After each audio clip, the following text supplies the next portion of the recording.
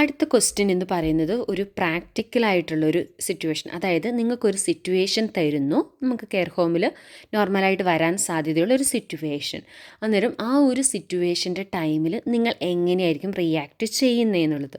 അന്നേരം നിങ്ങളുടെ ആ ട്രെയിനിങ് സ്കിൽസും അതുപോലെ തന്നെ നിങ്ങളുടെ ആ ഒരു ഡിസിഷൻ മേക്കിംഗ് സ്കിൽസും നിങ്ങളുടെ ആ ഒരു സ്കിൽ എല്ലാം കൂടി അറിയുന്നതിന് വേണ്ടിയിട്ടാണ് ഇതുപോലുള്ളൊരു ചോദ്യം നിങ്ങൾക്ക് പ്രതീക്ഷിക്കാവുന്നതാണ്.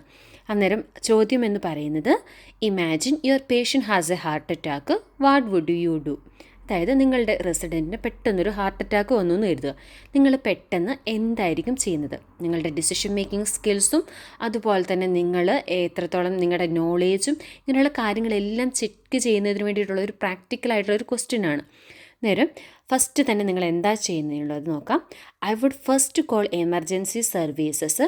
If I found the patient is unresponsive, I would use the basic first aid training, CPR, and any other life-saving protocols that I have been trained into execute them.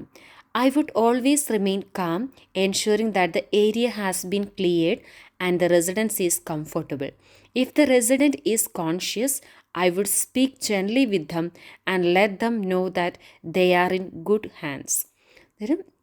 ആ ഒരു പ്രാക്ടിക്കൽ സിറ്റുവേഷനിൽ നിങ്ങൾ എന്തൊക്കെ ചെയ്യും എന്നുള്ളതാണ്. ഫസ്റ്റ് തന്നെ എന്ന് പറഞ്ഞിട്ടുണ്ടെങ്കിൽ നമുക്ക് എന്തെങ്കിലും അബ്നോർമലായിട്ട് കണ്ടിട്ടുണ്ടെങ്കിൽ അപ്പോൾ തന്നെ നമ്മൾ എമർജൻസി സർവീസ് ഇതാക്കുക എന്നുള്ളതാണ്.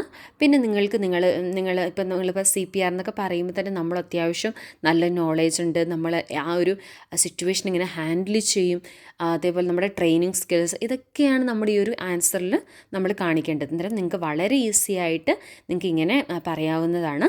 അന്നേരം ഈ ഒരു രീതിയിൽ ആൻസർ പറയാനായിട്ട് ശ്രദ്ധിക്കുക. നിങ്ങൾക്ക് എന്ത് വന്നാലും ഒരു പ്രാക്ടിക്കലായിട്ടുള്ള ഒരു സിറ്റുവേഷൻ തരും, എന്നിട്ട് ആ ഒരു സിറ്റുവേഷനിൽ നിങ്ങൾ എങ്ങനെയായിരിക്കും റിയാക്ട് ചെയ്യുന്നതെന്നുള്ള.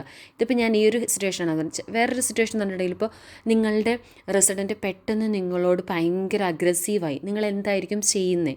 അന്നേരം അങ്ങനെയുള്ള പ്രാക്ടിക്കലായിട്ടുള്ള ക്വസ്റ്റ്യൻസ് കൂടുതലായിട്ട് നമുക്ക് എക്സ്പെക്റ്റ് ചെയ്യാവുന്നതാണ്. അന്നേരം ഈ ഒരു ക്വസ്റ്റ്യനും ആൻസറും മനസ്സിലായെന്ന് ഞാൻ കരുതുന്നു.